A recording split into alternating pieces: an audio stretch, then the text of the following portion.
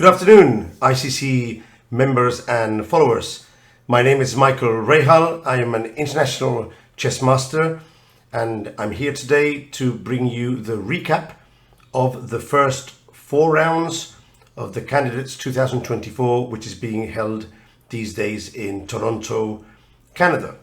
Now, I expect most of you already know about the candidates and are following the games every day. However, if you've just arrived to this video and you don't know anything about the candidates, I would suggest you check out first the preview video, which I published a few days ago.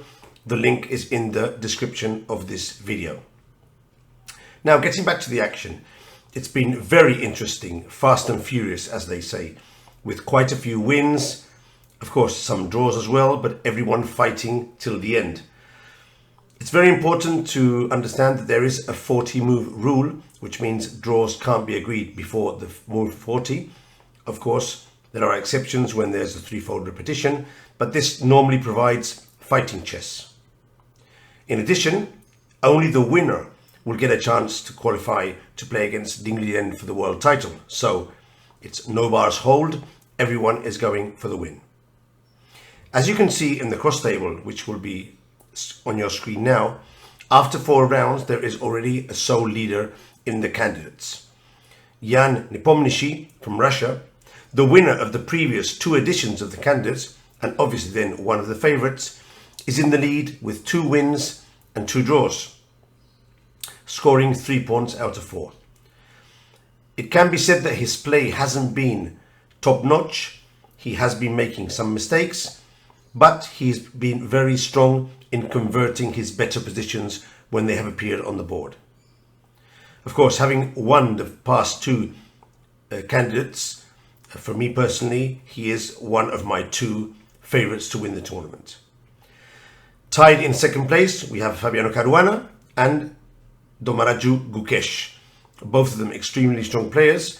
Of the 2, I think the player who has demonstrated better play in these first 4 rounds has been Fabiano Caruana. For many, the pre-tournament favorite, and for me, alongside Nepomniachtchi, these are the 2 players I think should be the favorites of winning the tournament. As you can see behind them, Pragnananda on 50%, and the other 4 players, all of them on 1.5. Surprisingly, Nijat Abbasov, the pre-tournament tail ender, has only lost 1 game of the 4, which is quite a promising start for him. So, I decided to select for this recap 2 of the games, 2 of the positions of the candidates, 1 of the positions of Nepomniachtchi and 1 of the positions of Fabiano Caruana, to give an idea of the style of play that they're bringing to the table in the candidates.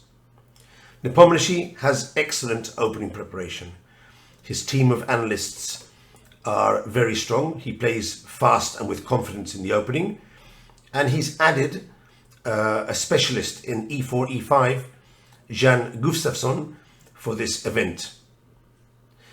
In the game with Feoja, he demonstrated excellent preparation in the Berlin Ruy Lopez, arriving at this position. As you can see, it's a completely mad and messy position in the diagram. It's very hard to understand exactly what is happening here. Both sides have things going for them, but also both kings are completely out in the open, and a direct attack could be fatal. If we count material, we'll realize that black is a pawn up, and although that is important, when both kings are in danger, the activity of the pieces is much more important. And in that sense, as soon as white is able to play pawn to c4, opening up the bishop on b2, a black's king is going to be in big trouble, because the 2 bishops can pounce on the king very fast with the help of the wedged pawn in h6. So obviously black has to be very wary of that situation. Of course, white's king is also in danger, and if the queen could arrive to one of these squares very fast, there could also be some danger for white. So it's a very tense and tricky position. So I've analysed a bit this position, and already right now Alireza Firouzja, extremely strong player, also one of the favourites for the event, made a decisive mistake. He should have played pawn to g4, protecting the knight, with the point that bishop takes g4 would be bad because of knight to h2 check with a double attack. Therefore, white would have had to play pawn to c4, which is actually part of his idea, trying to attack the pawn on e5. And now knight to b3, not so much attacking the rook, but more importantly trying to get the knight to d4, blocking out the bishop. If Firouzja had played like this, the game could have ended in any result. It's a highly complicated position, which even the computer doesn't really understand who is better. However, Firouzja decided to sacrifice a piece with queen to g6, attacking the knight and trying to bring his queen near white's king. Obviously, players of the level of Firouzja don't sacrifice pieces without a deep calculation. So most probably there is a mistake in his calculations, and he had an oversight or blundered some move which he didn't see. I have a theory of which move he might have missed, and we'll get to there soon. White captured the bishop, and black can't take the knight because of queen to g7 mate, one of the points of the pawn on h6.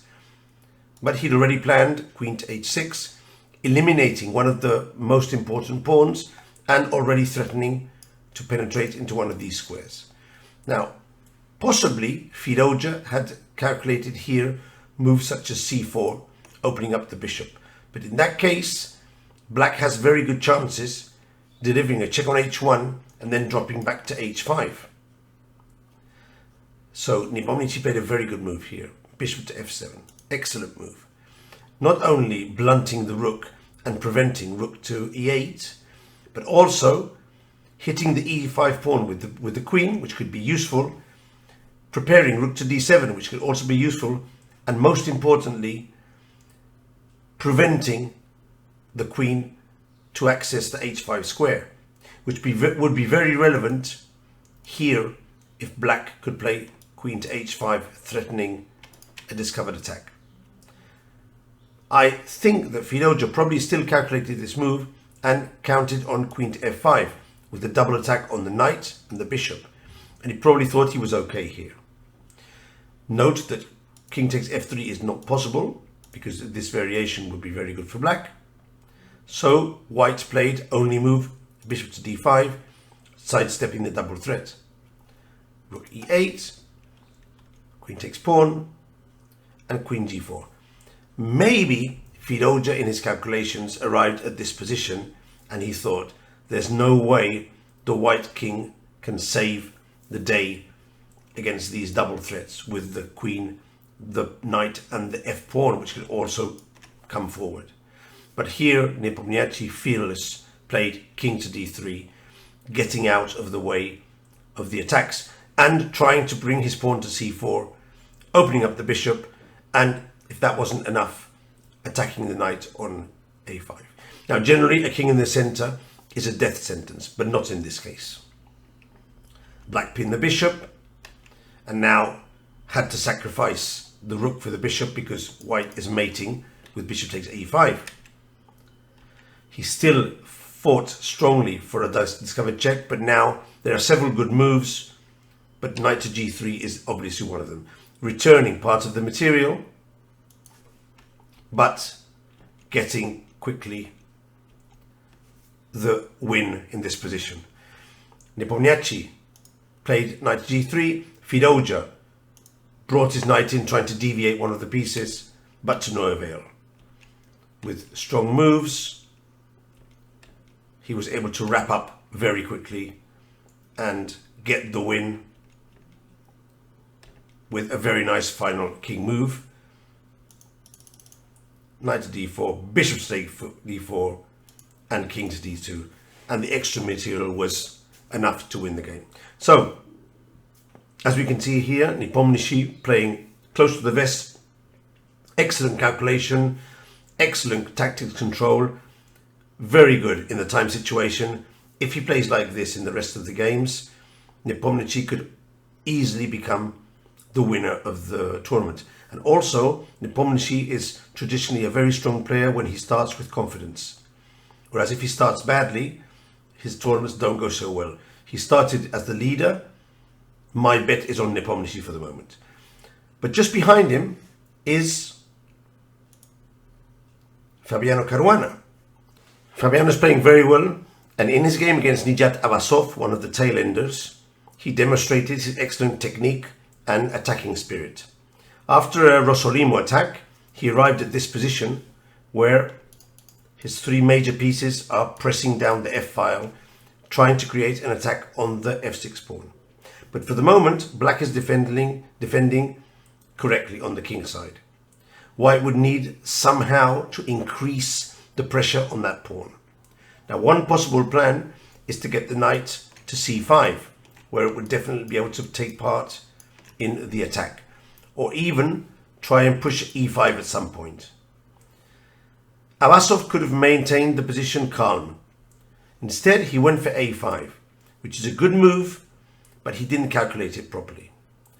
Pawn takes pawn, and now Avasov played c5, which is a blunder, because after rook a1, white deviates his attention to maintain his a pawn and try to win with that pawn.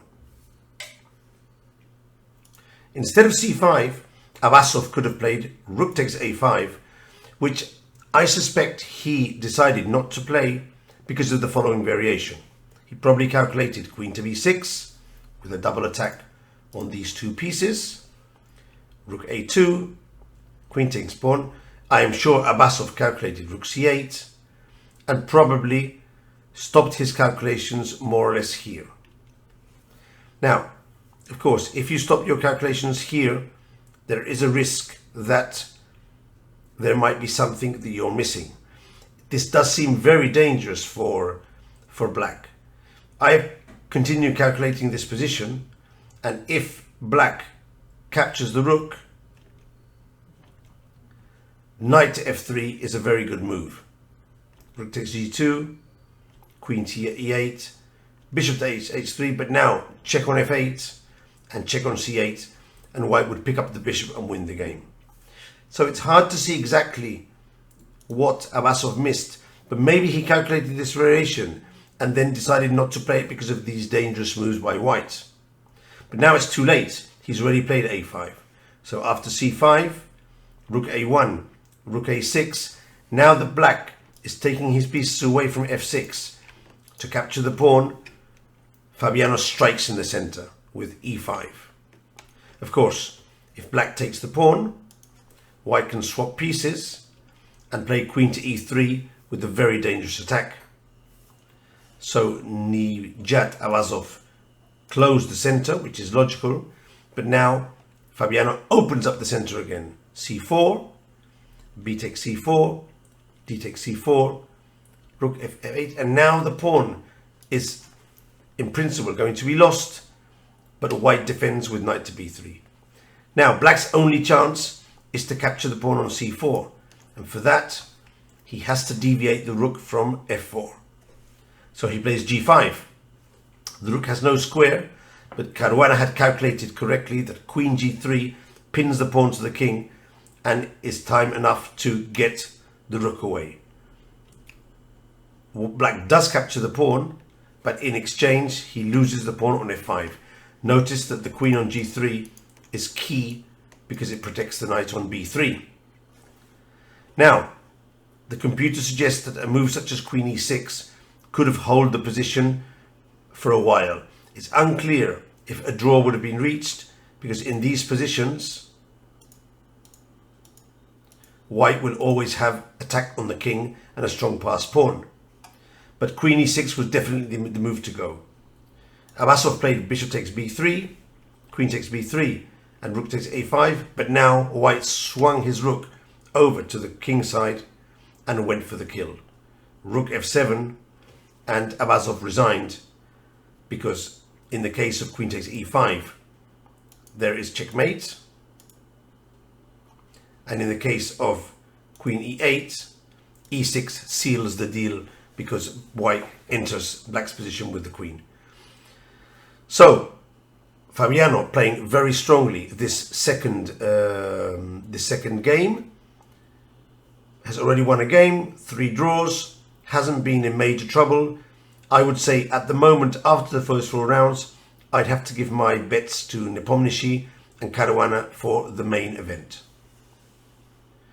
In the women's event, the women's candidates, as you can see on the cross table, a surprise leader of the event, in my opinion, Zhongyi, with 3 points, 2 wins, 2 draws, the same as Nepomniachtchi.